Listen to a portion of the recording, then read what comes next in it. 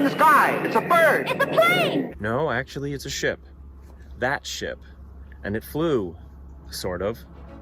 Sitting on the foggy banks of the Columbia River in Washington state is the derelict hulk of the USS Plainview, launched in 1965.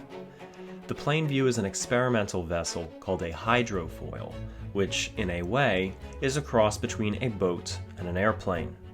Now, without getting too technical, a hydrofoil uses the same principle as an airplane's wings, but underwater. While an airplane's wings slice through the air and cause positive lift under its wings, which causes the plane to stay in the air, a hydrofoil slices through the water in much the same way. A hydrofoil ship sits on stilts with underwater airplanes, if you will, in fact they even resemble airplanes, attached to the bases of these stilts. It's a very fast type of boat as there's significantly less water resistance, and the physics of a foil's wings tend to increase its speed. And it also is more stable, as most of the waves on all but rougher seas don't even touch the ship's hull.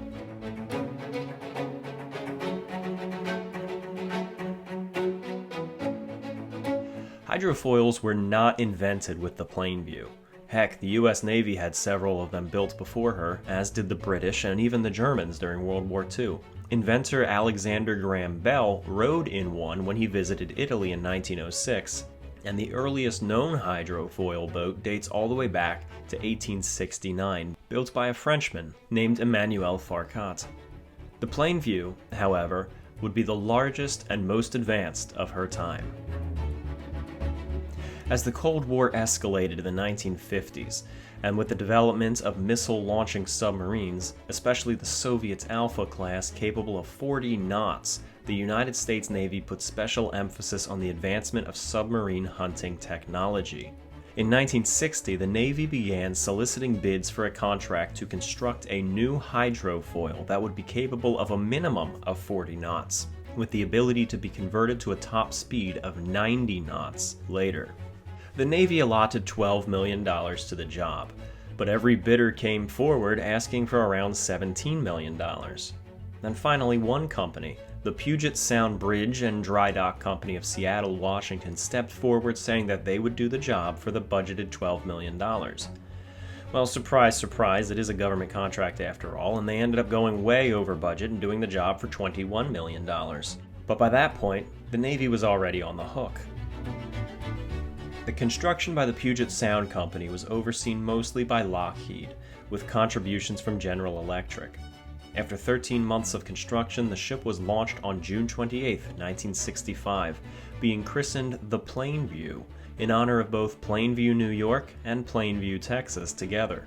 Two very different towns. Now, there were 3 different workers' strikes during the ship's post-launch fitting out that led to the ship being delayed for nearly 4 years, being finally turned over to the US Navy in 1969, and having been given the designation of AGEH-1. Granted, the A stands for auxiliary, which is omitted from being painted on the hull. The ship had several problems right from the start, but with the delivery being so late and the project being so over budget, the Navy decided to do the bug fixes themselves, never quite perfecting her. While the Navy did deploy a handful of earlier hydrofoils being built by Boeing into active duty, the Plainview was kept stateside for training and experimentation, being kept in auxiliary with a running mate, an earlier hydrofoil called the USS High Point. Nonetheless, the Plainview was still an engineering marvel. Having been overseen by Lockheed, the ship was in many ways built as an aircraft. The bridge certainly resembled more of an airliner cockpit than that of a ship's bridge. Interestingly, the ship had 2 completely separate power plants. It had 2 diesel engines for when the ship was sailing as a normal vessel on her hull, and 2 jet engines, similar to those in a Phantom jet fighter, for when it was sailing on its hydrofoils. The ship packed quite a punch, as the 2 jet engines were each 15,000 horsepower. Being 212 feet long and displacing 320 tons, the USS Plainview was the largest hydrofoil in history up to that date. The body was built of aluminum, At a time when the SS United States, an ocean liner of incredible and classified speeds, was the largest singular aluminum construction in the world, the USS Plainview was the largest aluminum construction of any high-speed ship. The hydrofoils were hydraulically retractable, with one on either side of the ship, and were jet-powered when deployed, and one foil in the stern that acted as a rudder and stabilizer when deployed. The ship attained a top speed of 50 knots, but like her fellow aluminum counterpart, the SS United States, was never tested to her fullest potential.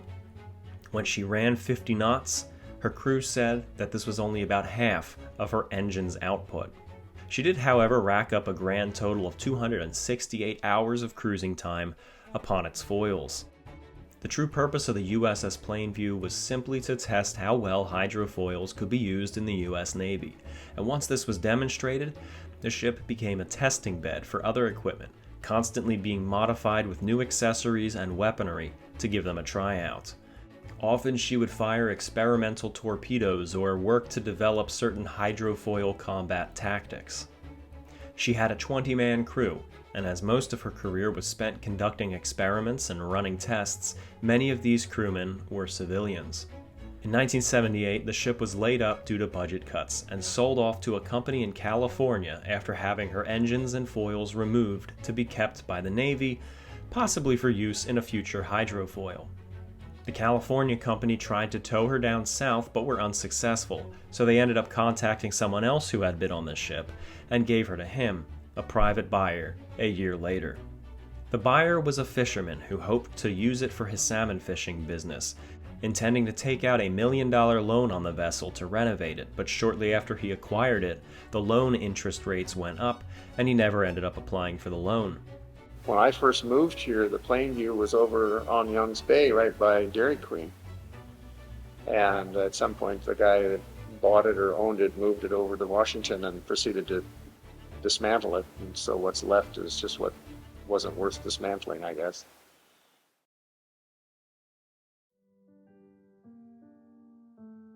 Today, the ship is severed, with her stern cut clean off and scrapped. She sits on the riverbank, significantly submerged at high tide. At low tide, however, her lower decks drain of the river and we can see her unique jetliner-like construction and explore what remains of her interiors. Water laps both inside and outside of her hull, with her machinery inside disappearing beneath the murky river waters. Much of her superstructure has been scrapped, with exposed open holes that were once part of her turbine exhaust.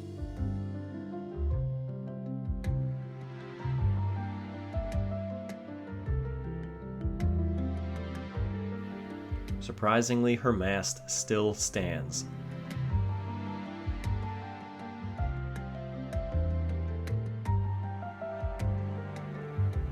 You can still see the points on her sides where the hydrofoils were once mounted. While the foils have been removed, you can still see the hydraulic arms that raised and lowered them into the water. Her after compartments, which were once her engine rooms, sit higher up on the riverbank and nearly dry out completely at low tide. There's enough remaining in these compartments to somewhat visualize what this ship was once like, and it reminds me a lot of the wreck of the Schwalbe, beached on the rocks of Nova Scotia, a wooden ship, but in a similar state of explorable wreckage, which I've explored previously on my channel. Sitting nearby is a derelict barge. I don't know the full story of this barge, aside from the fact that it was used in the scrapping process of the Plainview. And overlooking the ship up on the hillside is a crane, which I presume was also involved in the scrapping. Her old running mate, the USS High Point, survives today in slightly better shape a mere 6 miles away in Astoria, Oregon. She's in the early stages of what I hope will be a successful restoration.